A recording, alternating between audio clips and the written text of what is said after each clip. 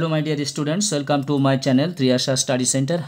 Friends, আজকের video যাচ্ছে তোমাদের যাদের স্বাস্থ্য ও শারীর শিক্ষা বিষয়টি আছে, স্বাস্থ্য ও শারীর শিক্ষা বিষয়ের দ্বিতীয় অধ্যায় থেকে ইম্পর্টেন্ট তিনটি মাত্র এলএকিউ প্রশ্ন অর্থাৎ লং অ্যান্সার টাইপ কোশ্চেন একেবারে টেস্ট অ্যান্ড ফাইনালের জন্য তোমাদের এই তিনটি প্রশ্ন দিচ্ছি। তার মধ্যে একটি প্রশ্ন ডবল স্টার দেওয়া আছে, সেই প্রশ্নটি তোমরা খুব ভালো করে দেখে নেবে। তোমরা যারা ক্লাস 12-এ পড়ছো 2025-এ উচ্চ মাধ্যমিক পরীক্ষা দেবে এবং তোমাদের যাদের হেলথ অ্যান্ড ওয়ার্ক এডুকেশন বা ফিজিক্যাল এডুকেশন বিষয়টি আছে, তোমাদের জন্য আজকের খুব গুরুত্বপূর্ণ ভিডিও। তোমাদের চ্যাপ্টার 2 থেকে ইম্পর্টেন্ট তিনটি এলএকিউ কোশ্চেন দেখতে পাচ্ছ। দ্বিতীয় অধ্যায়, তোমাদের দ্বিতীয় অধ্যায়ের নাম হলো মানুষের অঙ্গ সঞ্চালনের বৈজ্ঞানিক ভিত্তি। এর আগে আমি তোমাদের প্রথম অধ্যায় থেকে ইম্পর্টেন্ট তিনটি প্রশ্ন তোমাদের দিয়েছিলাম, তার মধ্যে একটি প্রশ্নের ডবল স্টার করা ছিল। আশা করি সেই তিনটি প্রশ্নের উত্তর তোমরা ভালো করে তৈরি করতে পেরেছো। আজকের আমি তোমাদের দ্বিতীয় অধ্যায়ে নিয়ে এসেছি মানুষের অঙ্গ সঞ্চালনের বৈজ্ঞানিক ভিত্তি।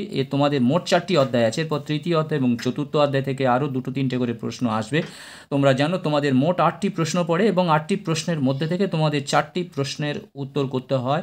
4 × 7 = 4, সাথে 28 নম্বর তোমাদের এলএকিউতে থাকে।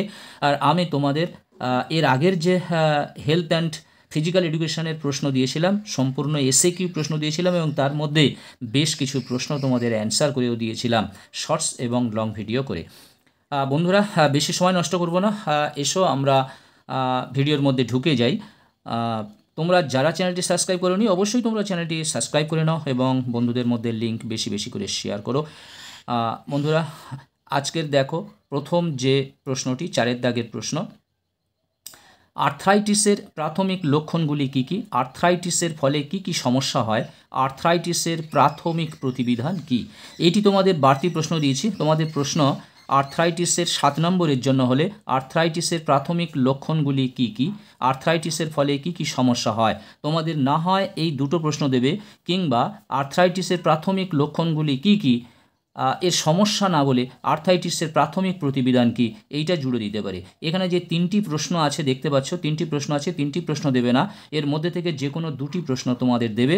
কিন্তু তোমাদের এই 3টি প্রশ্ন তোমাদের খুব ভালো করে তৈরি করে রাখতে হবে, কারণ এটা ডবল স্টার বলে এই 3টি যে প্রশ্ন রয়েছে, অর্থাৎ একটা প্রশ্নের মধ্যে 3টি প্রশ্ন দিয়ে একটি প্রশ্ন তৈরি হয়েছে, তোমরা খুব ভালো করে তৈরি করবে, এটি ডবল স্টার করা আছে।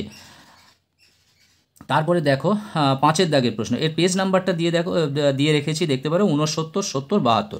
69, 70, 72 এই 3টি পেজেতে এই 3টি প্রশ্নের উত্তর তোমরা পেয়ে যাবে।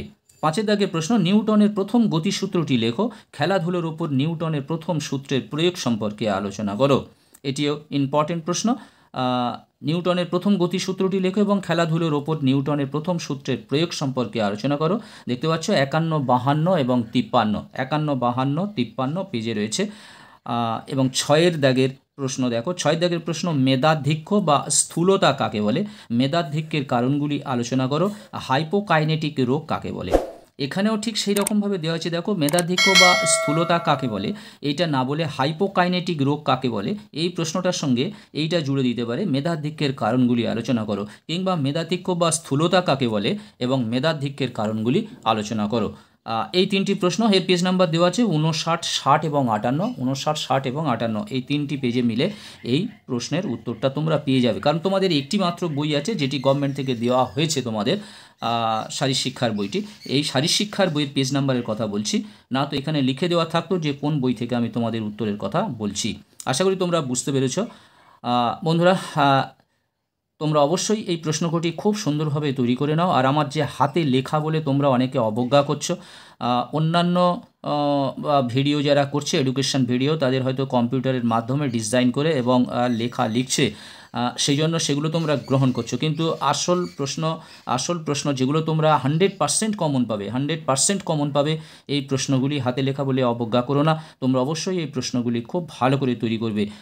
আশা করি তোমরা এর থেকে এই যে প্রশ্ন কটি দিয়েছি এর থেকে তোমরা অবশ্যই করে কমন পাবে, 100% কমন পাবে। বিশেষ করে 4 দাগের প্রশ্নটা তো তোমাদের পড়বেই। আর একবার আমি তোমাদের দেখে নিচ্ছি, তোমরা যারা প্রথম অধ্যায়ের প্রশ্ন পাওনি, আমি তোমাদের আরও একবার দেখিয়ে দিচ্ছি। দেখতে পাচ্ছ প্রথম অধ্যায় স্বাস্থ্য, শারীরশিক্ষা ও সক্ষমতার আধুনিক ধারণা।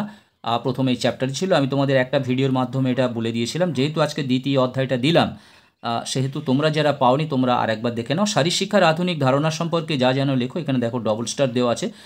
এটা তোমাদের পেজ নাম্বার 1 থেকে 4, 1 থেকে 4 করা আছে। একটু ভালো করে দেখে নেবে, একটু ছোট করে নেবে। 2 দাগের প্রশ্ন, বয়ঃসন্ধিকালে কিশোর কিশোরীদের বিভিন্ন চাহিদাগুলির বর্ণনা দাও। পেজ নম্বর 34-এ আছে। এবং 3 দাগের প্রশ্নটি রয়েছে, শারীরিক সক্ষমতা বলতে কী বোঝো? শারীরিক সক্ষমতার বিভিন্ন উপাদানগুলি সংক্ষিপ্তভাবে প্রকাশ করো। এটি তোমাদের পেজ নম্বর 26-27 আছে। বন্ধুরা, আজকের মতো ভিডিওটি শেষ করলাম। তোমরা অবশ্যই চ্যানেলটি সাবস্ক্রাইব করে নাও, তোমরা যারা সাবস্ক্রাইব করোনি, এবং তোমরা লিঙ্ক বেশি বেশি করে শেয়ার করো। তোমরা একটা লাইক করে দিও, প্রয়োজনে কমেন্ট করো। কি অসুবিধা তোমাদের ভিডিওর মধ্যে হচ্ছে তোমরা অবশ্যই কমেন্ট করে জানাও। তোমরা সবাই ভালো থাকবে, সুস্থ থাকবে, এবং সকলকে জানাই শুভ শারদীয়ার প্রীতি শুভেচ্ছা ও আন্তরিক অভিনন্দন এবং অফুরন্ত ভালোবাসা।